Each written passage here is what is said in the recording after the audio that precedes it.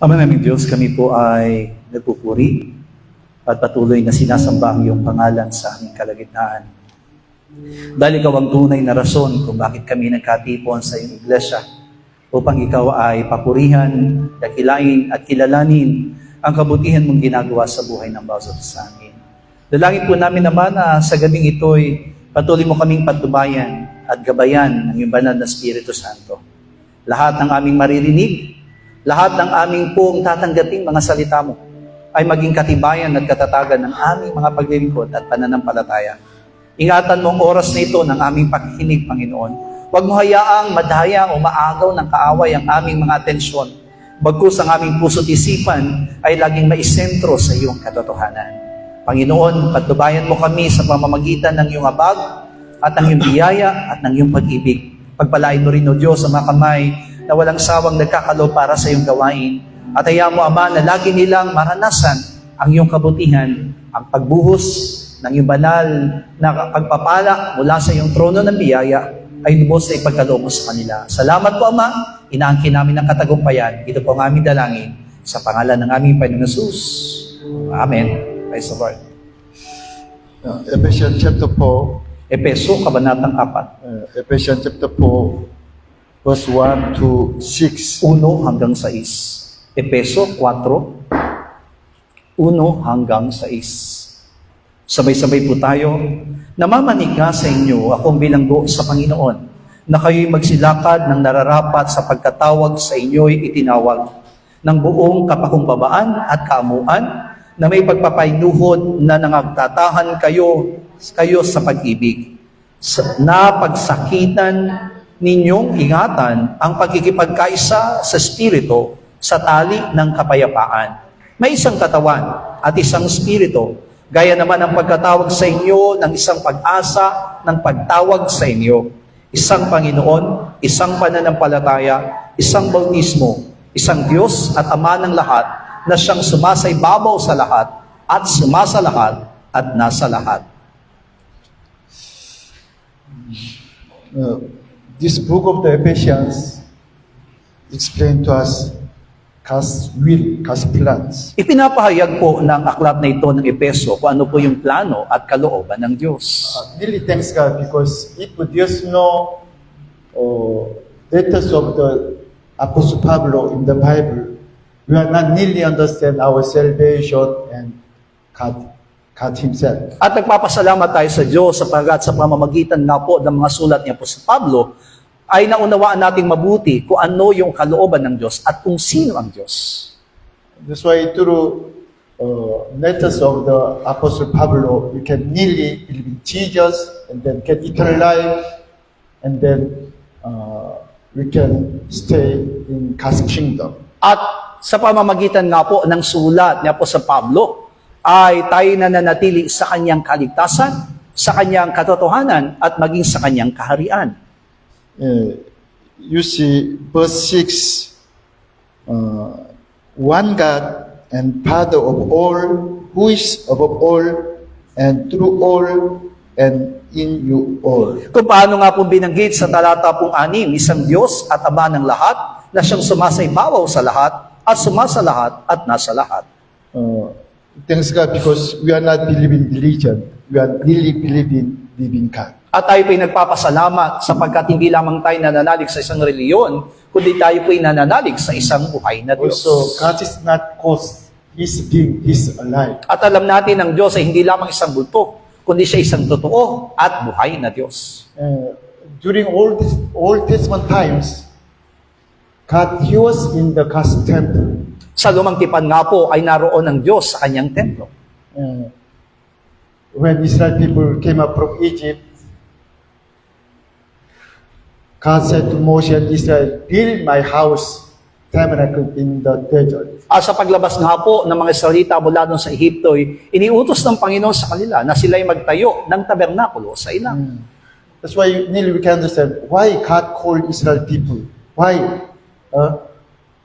Because God, He want to stay in in Israel. At mula doon ay maunawa natin mabuti kung bakit tinawag ng Diyos ang Israel, sapagkat sa isang layunin na nais niyang manatili sa mga Israelita. That's why first time by the name Blood of Lamb, they came up from Egypt. Yan ang dahilan kung bakit sa unang pagkakataon pa lamang na sa pamamagitan ng dugo ng kordero, sila po'y nakalabas sa Ehipto. And in the Red Sea, they accept water baptism. At mula doon sa dagat na pulay, tumanggap sila ng bautismo. And through water baptism, they really separate from the Egypt, king of the Egyptian, and then spiritually devil. At sa pamagitan gapon ng bautismo, sila po'y nahiwalay sa Ehipto at sa hari ng Ehipto na spiritual at na tinatawag na si Diablo.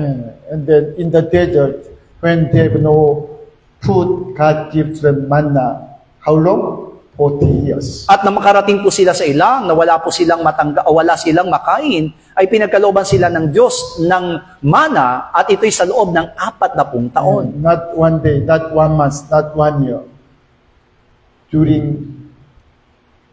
When they stay in the desert, every day, God gives them manna. Hindi lamang ito nangyari sa isang araw, sa isang buwan, o isang taon, kundi ito'y nanatili sa kanila at pinalaranas sa kanila habang sila'y nananatili sa ilang. Already we understand this manna, meaning of the manna is body of Christ, the flesh of Jesus, and His blood, word of God. At naunawa natin mabuti na kung saan ang manang ito ay kumakatawan sa mismong katawan at dugo ni Kristo. That's why please do not understand the word of God is only commandments. It is our food. Kaya po, wag nating isipin ang salita ng Diyos ay utos lamang, kundi ito'y mismong ating pagkain. Every day, all the time, we have to eat this spiritual food. Kaya naman kailangan na araw-araw tayo magsikain ng ating spiritual na pagkain. Through manna, every day we can really accept Jesus, eat His flesh and drink His blood. At sa pamagitan nga po ng mana, ay maunawa nating mabuti na kailangan nating laging taglayin at tanggapin ang kanyang spiritual na katawan at dugo. Of course, it is word of God, Logos. Pero alam natin, ang tinutukoy dito ay ang salita ng Diyos o ang Logos. And then God said to Moses, you strike the rock and then you can get living water from the rock. At iniutos din ng Diyos kay Moises na paluin ng 2 beses yung bato upang sila'y makainom ng buhay na tubig. That's why when Jesus Christ died on the cross, He shed water. Yan ang dahilan kung bakit sa kamatayan ng ating Panginoong Sus, nagbuburi siya ng kanyang tubig. Already I explained to you that water, meaning of the spiritual meaning of the water, that is Holy Spirit. At ipinaliwanag ko na nga po sa inyo ng ibig sabihin po noong tubig na yon na naibubunya yung banal na Spirit. I am sorry because long time ago, I explained to you about Holy Spirit and about the speaking tongues. At humingi rin ako ng manhin sa inyo sapagkat sa mga nakalipas na aking pagtuturo ay nabanggit ko ng ang pagtanggap ng banal na Espiritu Santo ay kapag ikaw ay nakapagsalita ng ibang wika. At the time, I told you, if you receive Holy Spirit, you will speak tongues. Kaya naman sinabi ko sa inyo noon na kapag kayo nakatanggap ng banal na Espiritu Santo, kayo'y makakapagsalita ng ibang wika. But it's wrong. It's, because speaking tongues, that is one gift of the Holy Spirit. Pero alam niyo po ba na ito'y naging mali sapagkat ang tunay po na ibig sabihin po ng pagsasalita ng ibang wika ay kaloob ng Espiritu Santo. When we really believe in Jesus Christ, we believe in death of Jesus on the cross, already Holy Spirit in us. Sapagkat sa pamagitan ng ating pananalig kay Kristo, sa pamagitan ng ating pananalig sa kanyang kamatayan, sa atin ang banal na Espiritu. Holy Spirit is God Himself, God's Spirit. Tandaan natin, ang banal na Espiritu Santo ay ang Diyos mismo at ang Espiritu ng But Diyos. speaking tongues, it is only one kind of the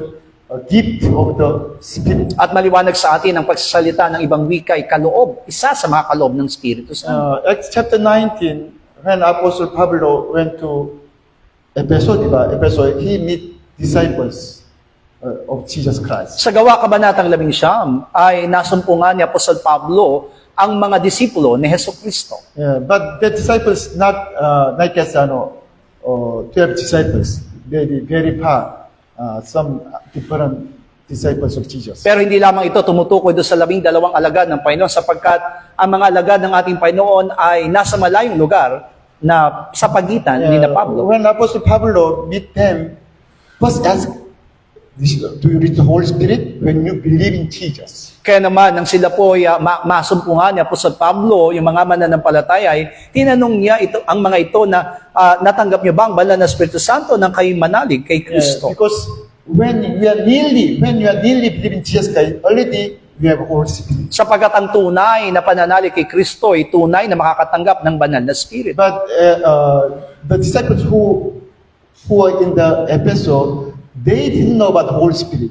They didn't understand about Holy Spirit. Also, only accept what the baptism of the John the Baptist. Pero sa pamagitan ng mga talatang iyon, ay maunawaan natin mabuti na yung mga alagad na naninirahan doon sa Efeso, bagamat sila'y nananampalataya, wala silang kaalaman tungkol sa banal na Espiritu Santo at hindi nila natanggap ang banal na Espiritu Santo, ang tinanggap lamang nila ay bautismo ni Juan Bautista. Which means, before Jesus died on the cross, already they left from the Israel. Ibig sabihin, bago pa lamang namatay ang ating Panginoong Hesus doon sa krus, sila po ay humiwalay na o nawalay na sa Israel. That's why they only accept what the baptism by the John the Baptist, not even the disciple of Jesus Christ. Yan ang dahilan kung bakit ang natanggap nilang bautismo ay ang bautismo ni Juan Bautista at hindi ang bautismo ng mga alagad ng Also, Panginoon. so many times, like as the book of the John, so many times Jesus Christ explained about Holy Spirit.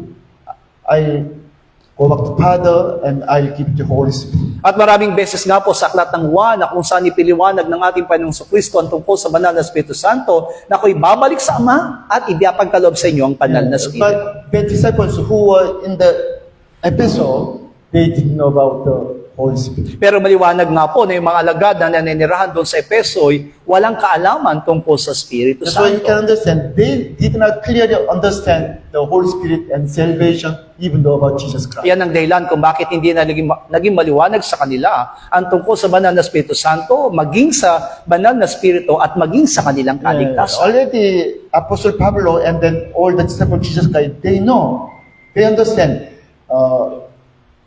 When we are really believing Jesus Christ, already we receive the Holy Spirit, living water from the rock. Pero pagdating sa buhay ni Apostol Pablo at ng ibang mga alagad, maliwanag na sila'y naniniwala na kapag tinanggap si Kristo at nanalig sa Kanya, itatanggapin din natin ang banal na Espiritu Santo sa pamamagitan ng That's salita why ng Diyos. Apostle Pablo asking to them, do you receive the Holy Spirit when you believe in Jesus? Iyan ang dahilan kung bakit naitanong ni Apostol Pablo sa kanila kung sila'y tumanggap ng banal na Espiritu nang sila'y manalig kay Kristo. They asked John the Baptist, Apostle Pablo, who's Holy Spirit? We don't know about Holy Spirit. Kaya naman ibinalik nila ang tanong kay Apostol Pablo, wala kaming kaalaman tungkol sa Espiritu Santo, ano ba o sino ba ang Espiritu That's Santo? why Apostle Pablo again give to them water baptism and then laid hand on their head, they speak in tongues. Yan ang dahilan kung bakit sila'y muling binautismo ni Apostol Pablo at ipinatong niya ang kanyang mga kamay sa kanila at sila po'y nagsalita ng ibang wika. Jesus said about Holy Spirit, that is gift from the salvation, also this the Holy Spirit. Everything of God is gift of God. Ibig sabihin, lahat po, maging ang pagtanggap ng banal na Espiritu Santo, maging ang pagsasalita ng ibang wika at kaligtasan ay biyaya at kaloob ng Diyos sa But atin. if God asking to us, if you want to receive the Holy Spirit, prayer and fasting and then doing something, it is not already gift. Pero kung ang sasabihin sa atin ng Panginoon na ang pagtanggap ng banal na Espiritu Santo ay sa pamamagitan ng panalangin, pag-aayuno at paglilingkod, ibig sabihin hindi nakaloob ang Espiritu Santo. Last time I already explained to you about our salvation. All our salvation is belong to God, His will, His plan. At naipaliwanag ko nga po sa inyo ang tungkol sa ating kaligtasan. Ng lahat ng ating kaligtasan ay plano ng Diyos at kalooban ng Diyos at galing lamang That's sa why Diyos. Jesus said, Jesus crucified on the cross. If you, I left up on the tree, and if you look at me on the tree, will salvation. Kaya naman ipinaliwanag ng ating Panginoong Hesus na ang kaligtasan ay katulad din po ng ahas na inilagay sa isang tulos na kapag sila'y tumitig doon, katulad ng ating Panginoong Kristo, tatanggap sila ng kaligtasan. That's why if we believe Jesus Christ died on the cross, and then if we believe Jesus Christ, already we have salvation. Kaya naman sa pamamagitan po ng ating pananalig kay Kristo na siya'y napako sa krus at nanalig tayo ng lubusan sa Kanya, tatanggapin natin ang kaligtasan. Only God asking to us faith, diba? Believe in Jesus as a Christ. Maliwanag nga po na ang tunay na hinahangad at hiningi lamang sa atin ng Diyos ay pananampalataya na tanggapin na siya ang Kristo. Ephesians chapter 1, di ba? It is predestination of God from the beginning. At mula doon sa Epeso Kabanatang 1, ito yung tinutukoy na po sa Pablo na ipinangako at pinlano ng Diyos mula pa sa pasimula. Yeah. That's why it is not because I am sorry, because people we try looking for different way to get salvation. Maaring nagkamali nga po ko sa mga nakalipas na panahon na kung saan itinuturo ko sa inyo na nagkakaroon tayo ng ibang pamamaraan para makatanggap ng kaligtasan. Yeah. Today, of course, today almost church also same, di ba? They are asking to members different way to get salvation. At yan ang nangyayari sa karamihan ngayon ng mga iglesia, ng mga mananampalataya na kung saan nagkakaroon sila ng ibang pamamaraan para matanggap ang kaligtasan. What's the problem of the Berea? They're asking to this the Holy Spirit and obey, and then like a special offering. At ang isa sa mga kamalian na naging Berea ay sa pagtanggap ng banal na Espiritu Santo ay kailangang sumunod at gumawa. That's why in Berea, Pastor Kidong Kim said to members, if you are saved, every day you have to pray and reading Bible. Kaya naman ipinapaliwanag ni Pastor Kidong Kim na kung talagang ikaw ay ligtas na, kailangan ikaw ay araw-araw ay manalangin at magbasa. Every day preach the gospel. At mangaral ng mabuting balita. That's why also they are asking to members offering, special offering, once a year, devotion offering. At hinihingi nila na kailangan magbigay ang bawat membro, lalo na po isang beses sa loob ng isang taon na tinatawag na debusyong pagbibigay. Also, last time, to remember, Pastor Che came from China.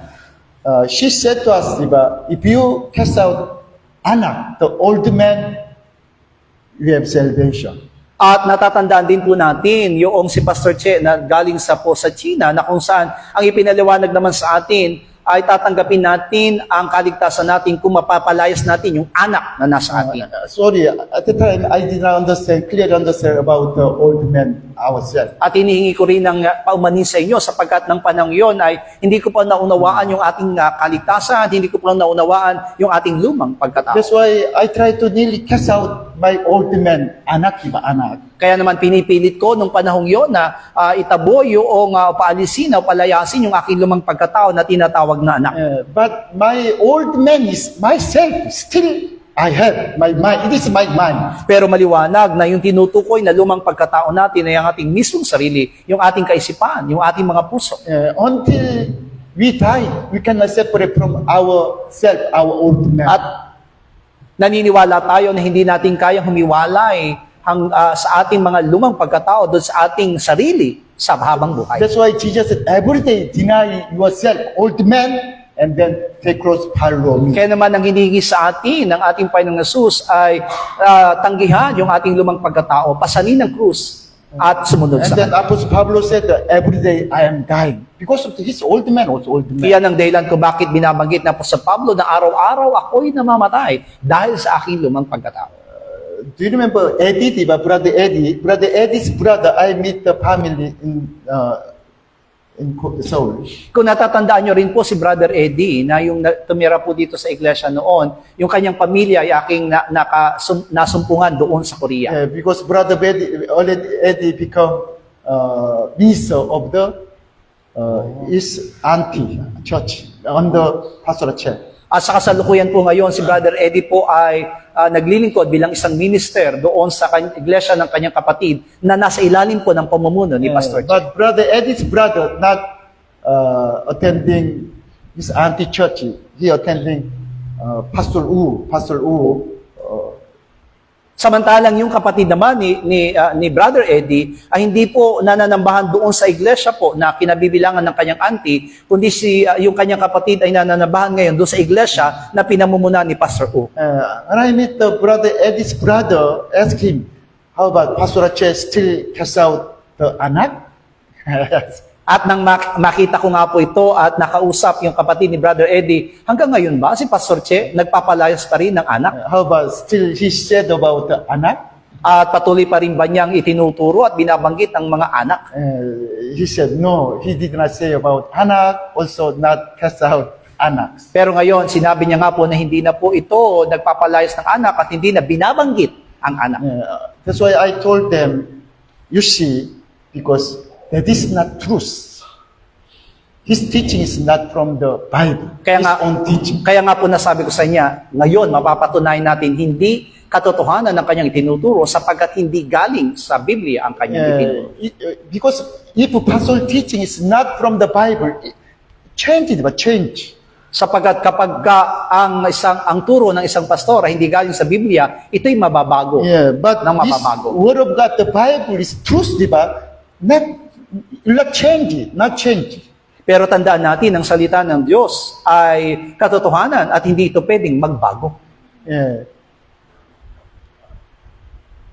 Please you understand why God called Israel people and then let them stay in the desert. Unawain natin mabuti bakit tinawag ng Diyos sa mga salita at hinayaan silang manatili sa ilang. First, saved by the blood of Jesus Christ. Ang unang nangyari sa kanila ay nailigtas sila sa pamagitan ng dugo ni Jesucristo. And then through water baptism, clearly separate from the world. Also, king of the world, devil. At sa pamagitan naman ng bautismo ay nahiwalay sila sa sanlibutan mula sa hari ng sanlibutan at iyon ay ang diablo. And then, they want to give to them Christ Jesus through manna. At ninais ng Diyos na ipagkaloob sa kanila sa Jesucristo sa pamamagitan ng pagkain ng That's manna. why today, every day, we eat this Jesus Christ through His words. Yan ang dahilan kung bakit araw-araw ay nakakain natin ng laman ni Jesucristo sa pamamagitan ng salita ng Diyos. And then,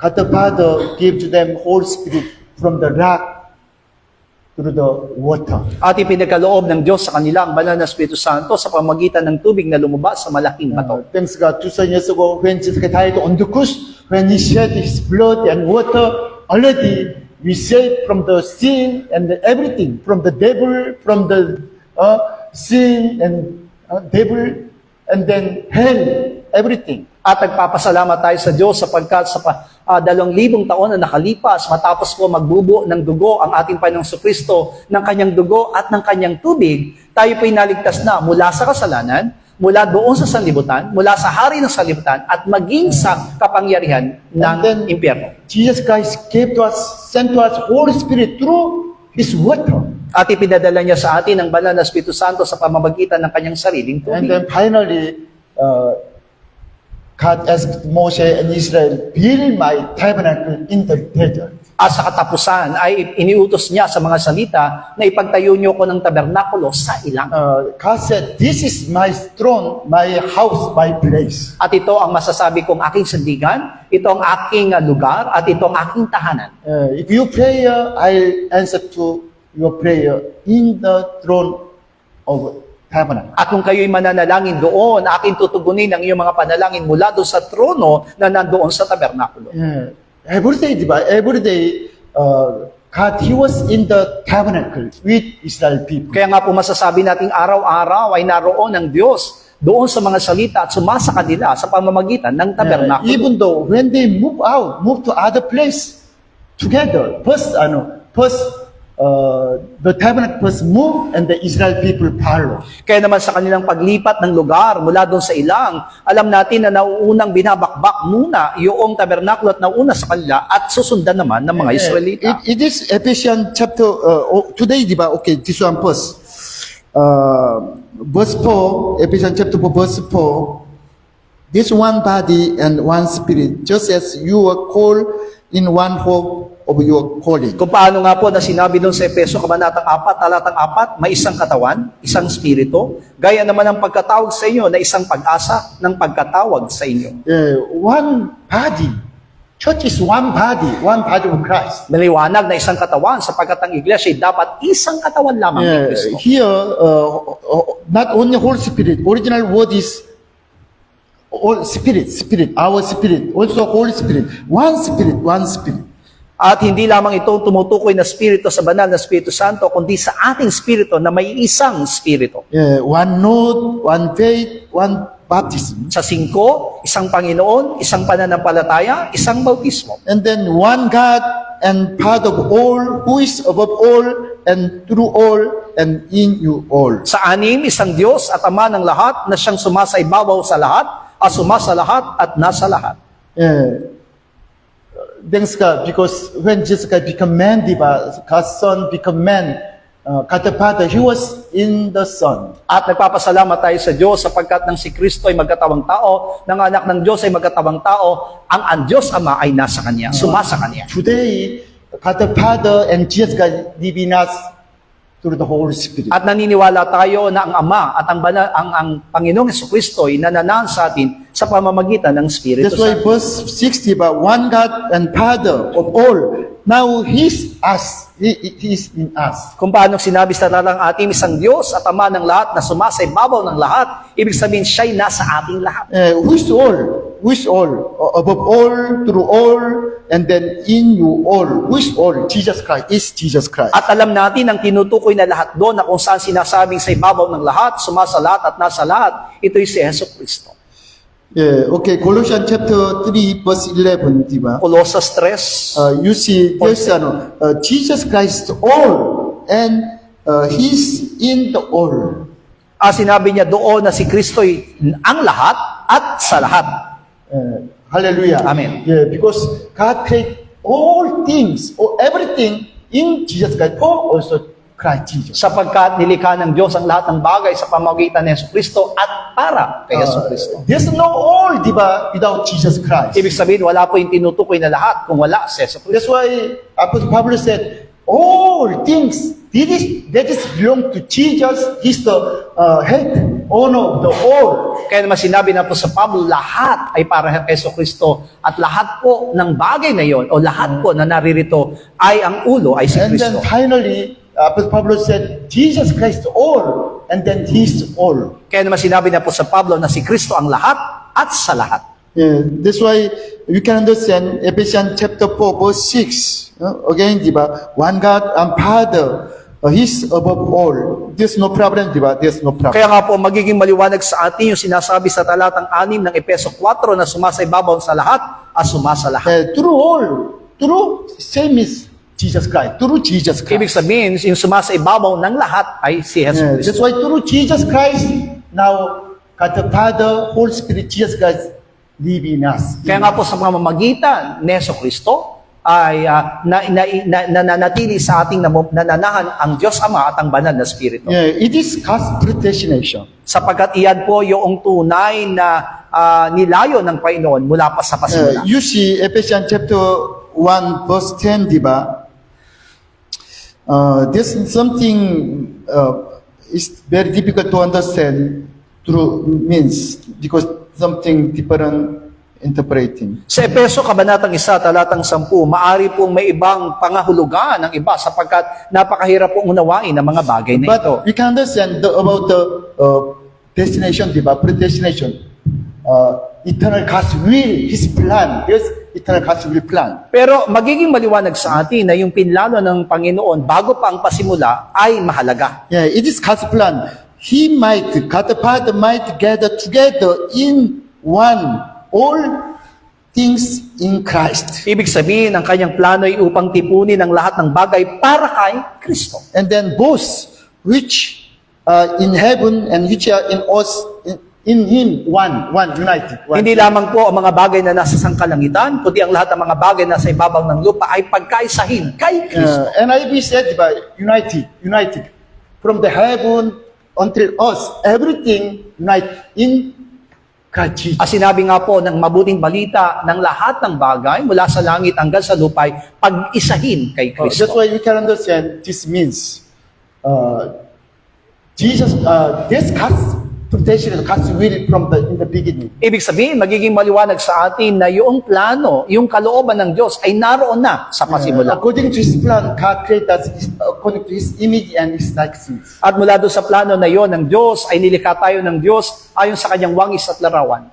We are nearly different from other animals. God created according to His image and His likeness. Kaya nga po magiging maliwanag sa atin ang paglikha sa atin ay kakaiba sa paglikha ng mga hayop at ng iba pong mga Next nila. time, some more I explain to you about the image of God. At maaaring may papaliwanag sa atin ang tungkol sa larawan ng This time, Diyos. understand, God created us according to His image and likeness. Why? Because He want to live in us. Pero ang pinakamahalaga ngayon ay kung bakit tayo nilalang ng Diyos ayon sa wangis at kanyang larawan upang siya'y manahan sa atin. He want to reveal His glory, His will, His love, everything through us. Ibig sabihin, nais niyang mahayag ang kanyang pag-ibig, nais niyang mahayag ang kanyang kalalatian at lahat ng bagay sa pamamagitan natin. Yeah.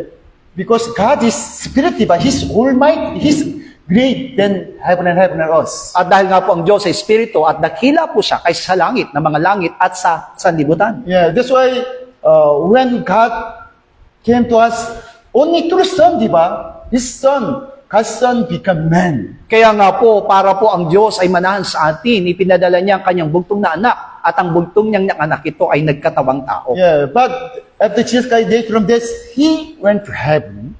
At pagkatapos nga pong mabuhay ng ating Panginoong Hesus mula doon sa mga patay, siya umakyat sa langit. And then He sent to us Holy Spirit. At ipinadala sa atin ang banal na Yeah, Espiritu. because God, He want to use us forever, Emmanuel, forever. Sapagkat ang hinahangad niya po ay manatili siya sa atin, maging Emmanuel, magpakailanman. Yeah, that's why from people, so many times I explained to you about God's temple, di ba? God created us as His temple. Kaya nga po naipaliwanag ko po sa inyo ang tungkol sa templo ng Diyos, na tayo pinilikha ng Diyos para maging templo niya. Garden of Eden is just God's temple. Na kung paano nga po inilikha ang hardin ng Eden bilang templo ng Diyos. Also, after call Israel people, God said to them, build my temple in the desert. At matapos ng tawagin po ang mga Israelita, inutusan sila na magtayo ng kanyang templo sa ilang. And the time come, God is the temple in the Israel, in Jerusalem, through the King Solomon. At dumating ang pagkakataon na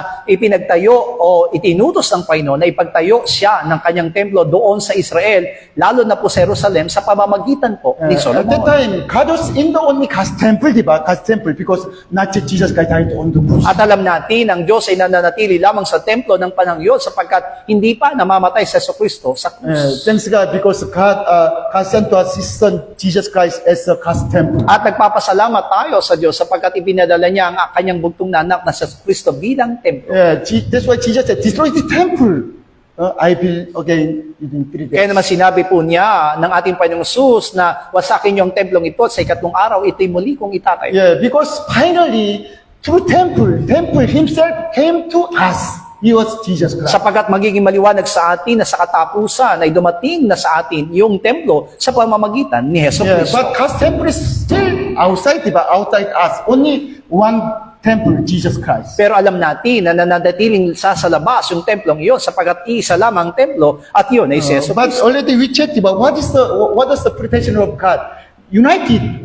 God want to eat us forever. Pero sa ating pagsiyasat sa salita ng Diyos, ano pong layunin ng Panginoon ng lahat ng bagay ay pagkaisahin, Not in magpakailanman. the desert, not in the Jerusalem, not only one place. Ibig sabihin, hindi lamang sa ilang, hindi lamang sa Jerusalem, hindi lamang sa isang lugar. He want to stay with us, stay in us forever. At ang inahangad po niya ay manatili at manahan sa atin magpakailanman. Individual, one by one. That's why we can this whole Spirit. When you this whole Spirit, already we have Jesus Christ, God the Father is in you. Ibig sabihin, sa bawat po sa atin ay manahan. Kaya naman sa pamagitan ng ating pagtanggap kay Kristo, kasama ng tinanggap natin ng Ama at maging ang banal na That's Espiritu. why God created as His image and His likeness. Iyan ang dahilan kung bakit nilikha tayo ng Diyos ayon sa kanyang wangis at larawan. Because from first time, God created His likeness image. Like His image. Why? Because He want to stay in us. Sapagkat sa unang pagkakataon pa lamang ay naunawanan nating mabuti na tayo nilalang ng Diyos ayon sa kanyang wangis at larawan upang siya'y manatili sa atin. Why He want to stay us? Because He want to give to us His words. Bakit po nais niyang manatili sa atin upang maibigay sa atin ang kanyang salita? He want to give to us His love, Upang maibigay sa atin ang kanyang pag-ibig. His will, His plan, and then His mercy, His gift, everything. Ang kanyang plano, ang kanyang kalooban, ang kanyang kaloob, at ang kanyang biyaya. Even though He want to glorify from us. At ang nais niya po'y malwalhati siya sa pamamagitan That's natin. why today God He want to reveal Himself through God's temple us. Kaya naman ang nais po niya ay mahayag ang Diyos sa pamagitan ng templo, sa pamamagitan ng bawat isa sa atin. That's why we have to overcome our old man. Yan ang dahilan kung bakit kailangan natin mapagtagumpayan ang ating lumang pagkatao. You know, who is our old man? Myself, my soul. At ang tinutukoy po na lumang pagkatao natin ay ating mismong sarili, ang ating kaluluwa. Don't worry, because if you believe in Jesus Christ, already your spirit have already saved. Huwag kayo mag-alala sapagkat sa pamagitan po ng inyong pananalig kay Kristo, naligtas na ang inyong spirito. But our soul is still going on the way to salvation. Pero ang ating kaluluwa ay nando pa rin sa daan ng kaligtasan. Every day we have to, that's why deny our old man for our salvation of our soul. Yan ang dahilan kung bakit araw-araw tayo nakikipaglaban at patuloy natin itong pinapagtatagumpayan yung ating kaluluwa para sa kaligtasan ng ating kaluluwa. Our salvation of our body, the direction, we will get that salvation of our body when it come again. Tandaan po natin, yung kaligtasan ng ating katawan o yung ating muling pagkabuhay ay tatanggapin natin sa muling pagparito ng ating Panginoong Hesus. That's why you understand Colossians chapter 5, diba? The one man who stayed with stepmother, his spirit can save, already saved, diba? Because believe in Jesus Christ. 1 Corinthians. 1 Corinthians chapter 5. Kaya naman sinasabi po doon sa unang Korinto kabanatang 5 na kahit na nagkasala po yung isang lalaki na mananampalataya, mananatili po siyang ligtas. But Apostle Pablo said, his body will go to the Satan. At sinabi niya po doon na yung kanyang katawan naman ay mapupunta kay Satanas. Which means he has no direction for life. Ibig sabihin, wala po siyang muling pagkabuhay. Thanks God, because when Jesus Christ died on the cross, He died all of us, all the men. At nagpapasalamat tayo ng kamatayan ng Kristo para sa lahat ng tao. When it is our faith, diba? Through faith, we have to really understand, believe. At alam ko po na sa pamagitan ng ating pananampalataya, tayo dapat makaunawa at dapat manalig.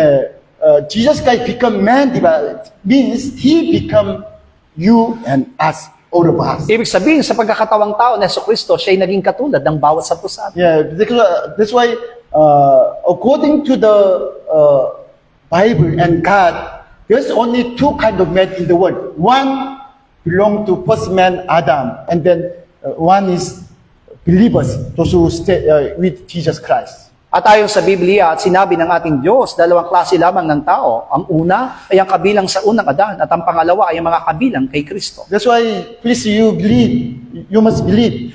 Jesus Christ become man means He become me. Kaya naman ang unang dapat natin gawin ay manalig tayo na si Kristo ay nagkatawang tao katulad ng bawat isa po sa atin. Jesus Christ died on the cross means I died with Jesus Christ. At sa pamamagitan ng kamatayan ng Kristo, maunawa natin mabuti na dapat tayong mamatay kasama ni Jesus. Also, I raised from death with Jesus Christ through the resurrection of Jesus Christ. At sa pamagitan po ng muling pagkabuhay ng Kristo, tayo din ay muling nabuhay mula sa mga patay. But problem is our old man, through our head narrative again to this kind of Bible faith. Kaya nga po ang naging problema lamang natin ay ang lumang pagkatao sapagkat nagiging laban ito sa mga sinasabi ng Biblia. Through our old man, we can believe in Jesus Christ and then can save. Alam niyo po ba na sa ating pamamagitan ng ating lumang pagkatao, pwede tayong manalig kay Kristo at maligtas? You see Acts chapter 14. Gawa, kabanatang 14. In the Lustra, there's a crippled man from the mothers. Mula doon sa Listra ay meron pong ipinanganak na Verse 8, diba? Verse 8. lumpo sa kanya sa tiyan pa lamang ng kanyang ina. But verse 9, Apostle Pablo, he saw, seeing that he had faith to be healed. But original was salvation, for the salvation. At nakita mismo ni Apostol Pablo sa pamamagitan ng kanyang pagtitig dito na meron siyang nakitang pananampalataya sa tao upang mapagaling o upang maligtas sa orinal na Already sali. before I told you, faith is not all same. There's two kind of faith. our own faith and faith of Jesus Christ. Kaya nga po, pinaliwanag ko rin po sa inyo na may dalawang klaseng pananampalataya. Una, yung ating sariling pananampalataya. Pangalawa, yung pananampalataya ni Yesu Cristo. But problems, our own faith, that came from our old man, myself. Pero ang problema nga po, yung ating sariling pananampalataya ay galing sa ating lumang pagkatao. That's why if we are not really deny our old man, we cannot really follow to God. Kaya naman kung hindi natin mapagtatagumpayan ng ating lumang pagkatao, hindi po tayo tunay na makakasunod sa Diyos. Of course, through even though faith of our old man, we can save, you can save, like as this man. Kaya nga po, sa pamamagitan ng ating pong sariling pananampalataya, pwede naman talaga tayo maligtas katulad nitong pilay na ito. People, I told you, when I was a middle school student, the one teacher said, there's no end in the universe. From that point, I believe in God. Kaya nga po, ipaliwanag ko sa iyo nang ako po ay nag-aaral pa lamang sa sekundarya na marinig ko ang aking guro na walang katapusan ang mundo. Doon pala ako nanalig sa Diyos. Apostle Pablo, Roman chapter 1, di ba, you can believe in God through all things because there's God's living in the world. Kaya nga po ipiniwanag ni Apostol Pablo sa Roma Kabanatang 1, maari makapanalig ang isang tao dahil sa mga bagay na kapahayagan ng lahat ng mga bagay na Even though nilalang. through our old man, we can believe in God and save. Kaya nga po sa pamagitan ng ating lumang pagkatayo, pwede rin tayong manalig at maligtas. But if we are not deny our old man, still my old man, myself is my owner and master. Pero and kung- then we live for our old man. Pero kung hindi natin tatanggihan yung ating lumang pagkatao, mananatiling namumuhay po yung ating lumang pagkatao at doon tayo susunod sa Kanya. Only when we deny our old man, di ba, we can follow the Jesus Christ. Kaya nga po kung may tatanggi po natin ang ating lumang pagkatao, doon pa lamang tayo lubos makasunod kay Kristo. That's why you see now, even our church members, I think many members, they are not obeyed, they are not follow to Jesus Christ and obey to the word of God. At naniniwala tayo na karamihan sa atin po, mga miyembro ng iglesia, ay hindi pa rin sumusunod sa salita ng Diyos at sa salita ni Kristo. Also, their own faith, they decide, even though if the pastoral message, this is good for me, this is not good, not accept. At karamihan sa mga miyembro ay nagkakaroon ng pananampalataya at ipinipili po yung mga ipinangaral ng pastor na sasabihin at pipiliin nila, ito mabuti para sa akin, ito hindi Yeah, mabuti. because through old men, their own self, their old men, they want to understand the Bible, even the message, and then they want to believe in God. Sapagkat inuunawa nila sa pamagitan ng kanilang mga lumang pagkatao, sinasabi ng Biblia o lahat ng mga pangangaral. What is God's willing to us? What is God's will? Plan. Die, di ba? Die on the cross with Jesus. Ano ba yung niloloob ng Panginoon? Ano ba yung plano ng Diyos sa atin na mamatay tayo kasama ni Yeah, Kristo? because our old man came from first man, Adam. Sapagkat yung ating lumang pagkatao ay galing sa lumang Adan. Yeah, Una, Adam became sinner because he want to be God, di ba? He want to be own owner and own God. na si Adan Master. ay nagkasala laban sa Diyos sapagkat siya po ay naglalayong maging katulad ng Diyos at inaanais niya na siya'y magmay-ari ng kanyang sariling buhay. That's why today, even the Christian, almost Christian, they are not changed, but still they think I am owner of myself. Kaya naman maraming Kristiyano hanggang sa kasalukuyan na hindi nababago sapagkat itinuturing pa rin nila na nagmamay-ari sa kanilang mga buhay ay ang kanilang And sarili. we also saying, people also saying, that's why I told you, I am proud of myself. At yan din ang aking naging karanasan dati sapagkat nalaman ko at nakita ko yung sarili ko na kung saan ako'y naging mapagmalaki sa aking sarili. That's why I thought, that's why God called me as a pastor and missionary because I am something, I have faith, I am good. At ang iniisip ko pa noon, kaya ako tinawag bilang isang pastor at misyonaryo ng Diyos kasi merong isang bagay na mabuti sa akin. Yeah, but this time, no, I am hating myself, old man. Pero ngayon, naunawaan ko mabuti na kailangan kong kamuhian yung aking sarili, yung aking lumang That's pagkatao. why sometimes God remind to me my mistake during ministry or even though not in the ministry, the mistake. I have mistake, many mistakes, but many sin and mistake. At the time, God reminded me. At the time, I angry to me and said, "Great man, you are great man." Yan ang dahilan kung bakit ipinapaalala din ng Diyos sa mga bagay na pagkakamali o pagkukulang na nangyari sa aking buhay, hindi lamang sa mga bagay ng ministeryo, kundi sa lahat ng aking naging buhay. Kaya naman sa pamamagitan ng pagpapaalala ng Diyos, ipinapaalala niya sa akin na ikaw ay baliw, ikaw ay baliw. Our old man is great man.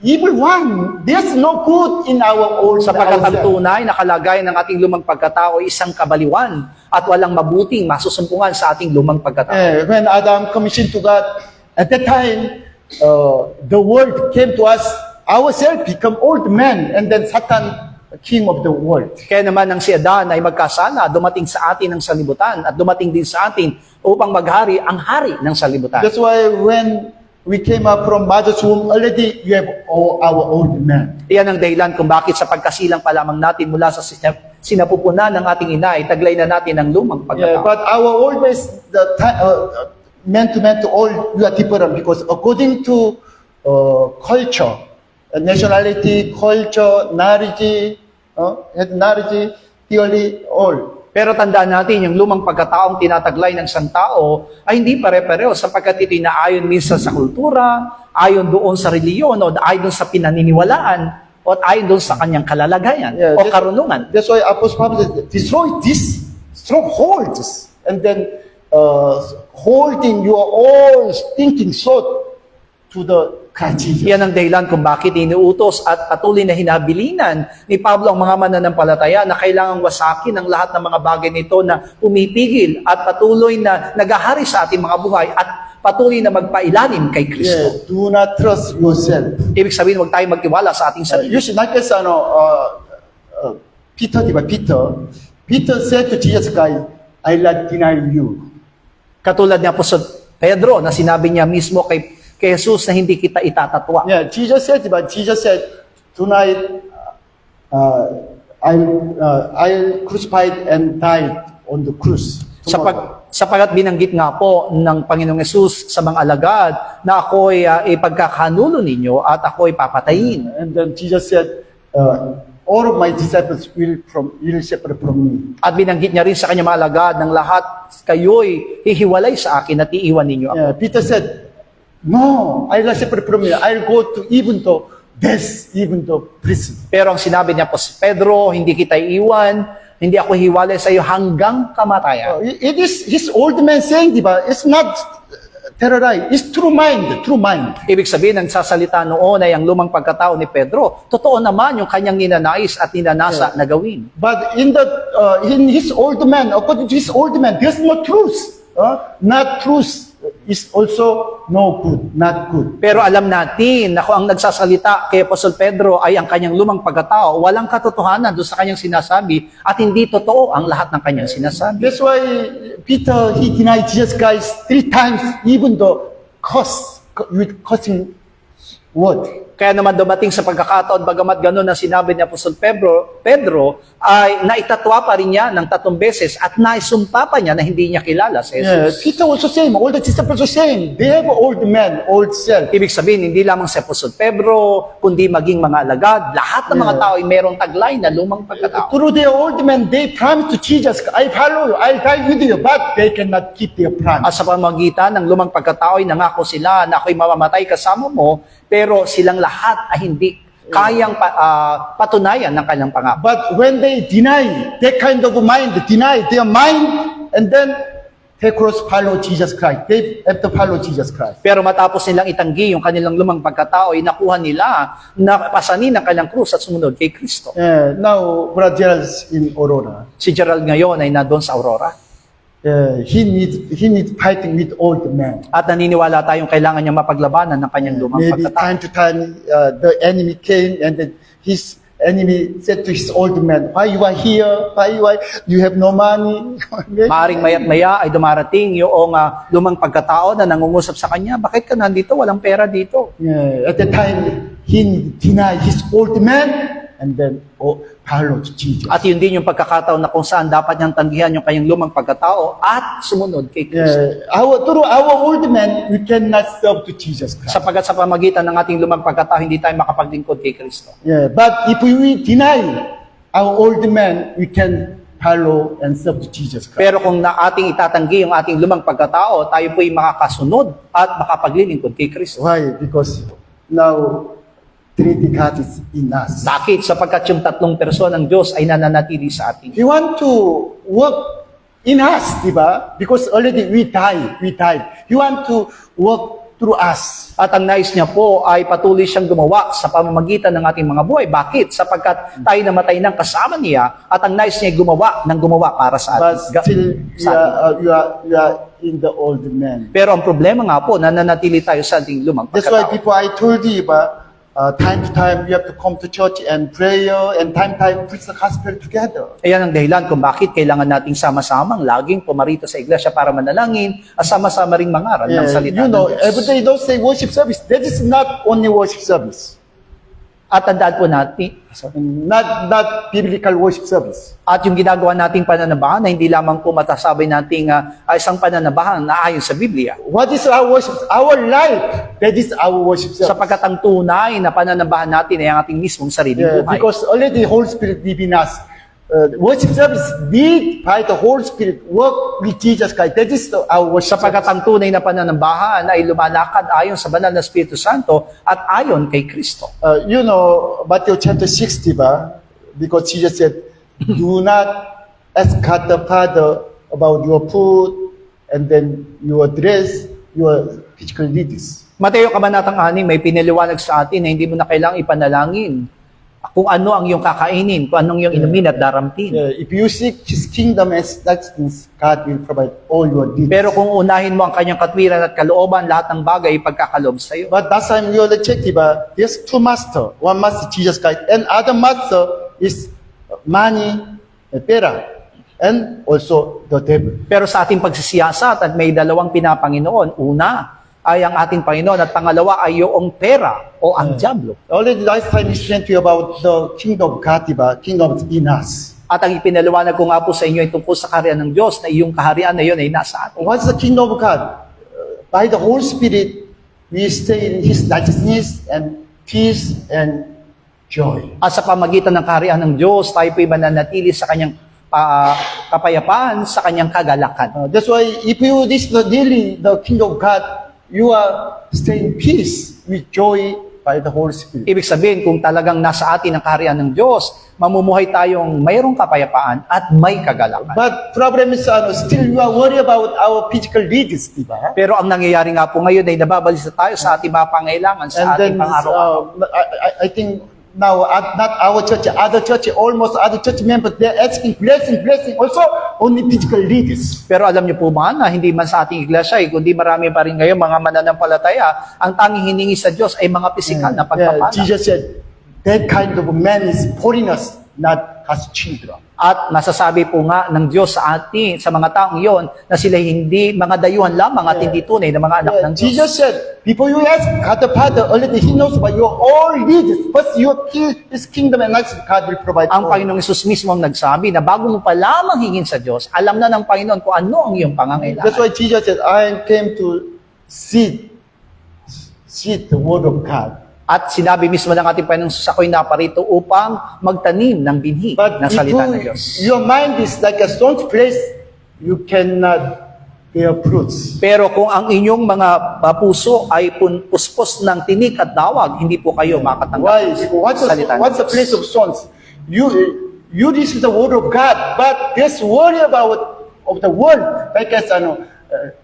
like as money and physical needs. That's why there's no fruit. Ang ibig sabihin po nito na yung mga may dawag at tinik, sila po yung mga nakikinig naman ng salita ng Diyos, pero dahil sa kabalisahan, sa mga bagay sa libutan, hindi po makapamunga. Yeah, thanks to God because God is alive. Salamat sapagkat ang Diyos ay buhay. Already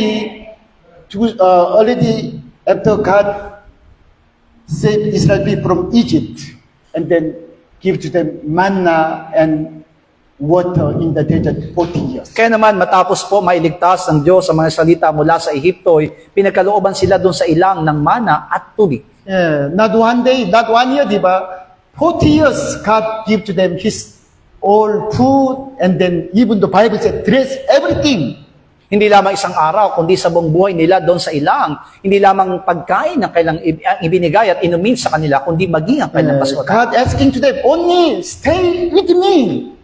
Because I am stay in the God's At temple. ang tanging hinihiling lamang ng Diyos sa kanila ay manatili sila sa Diyos, sapagkat ang Diyos ay nananatili sa templo. In the desert, there's no even the water, diba? No food in the desert. They cannot plant anything. Alam natin na pagdating sa ilang ay wala sila makakain o maiinom at wala rin sila mapagtataniman. Even though very hot, that's why God covered the sun by the cloud, and then in the evening let them hot by the fire. Maaring sobra ring init, pero dahil sa pag-ibig ng Diyos, ay naroon ang pagkubli sa kanila sa pamagitan ng haliging mga ulap upang hindi sila mainitan. Yeah, God said, just stay with me in the tabernacle. At ang sabi ng Diyos sa kanila ay manatili kayo sa akin sa pamagitan ng tabernakulo. You see, Matthew chapter 6, this same, this time, Israel people same in the desert. At ito'y maitutulad natin doon sa sinasabi sa Mateo kabanatang 6 na kung sila habang sila'y nananatili sa ilang. God asking to them, just stay with me. Don't go to other place.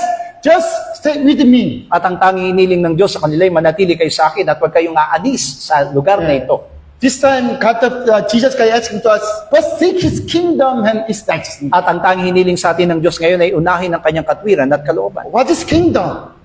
By the Holy Spirit, God the Father and Jesus Christ stay live in us. It's His kingdom of God. Ano po yung tinatawag na kaharian ng Diyos na kung saan ang pananatili ng Banal na Espiritu Santo kasama ng Ama at ng ating Panginoong Hesus. Iyon ang kaharian ng But Diyos. problem is our old man, our self-giver. This is our enemy. Pero ang nagiging problema natin ay ang ating lumang pagkatao. Yan ang ating nagiging kalaban. That's why even the believing Jesus Christ, but we worry about the world and physical needs. Maaari nga po tayong nananalig kay Kristo pero naroon pa rin ang kabalisan natin sa mga bagay sa sanlibutan. That's why we cannot follow the Jesus Christ. Kaya po hindi natin kayang sumunod kay Kristo. That's why deny ourself, our old man. Yan ang dahilan kung bakit kailangan natin tagyan ng ating sarili ang ating lumang pagkatao. At the time, we can stay in the God's tabernacle, the God's temple. At kapag nagawa na natin ang bagay na iyon, ay makakapanatili na tayo sa tabernakula ng Diyos at templo ng Diyos. Thanks God because already we became God's tabernacle. At nagpapasalamat tayo sa Diyos sapagkat tayo mismo'y naging templo ng Diyos. Already Trinity God is living in us. Ang Diyos na buhay ay nananatili sa atin.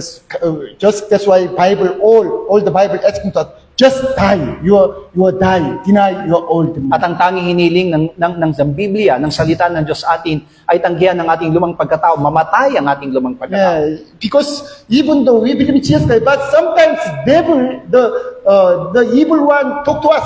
You need this kind of physical needs. Sapagkat sa kabila ng ating pananalig, alam po natin na dumarating ang diablo sa atin at iginigiit yung mga pangangailangan natin ng pisikal. But what is God's message?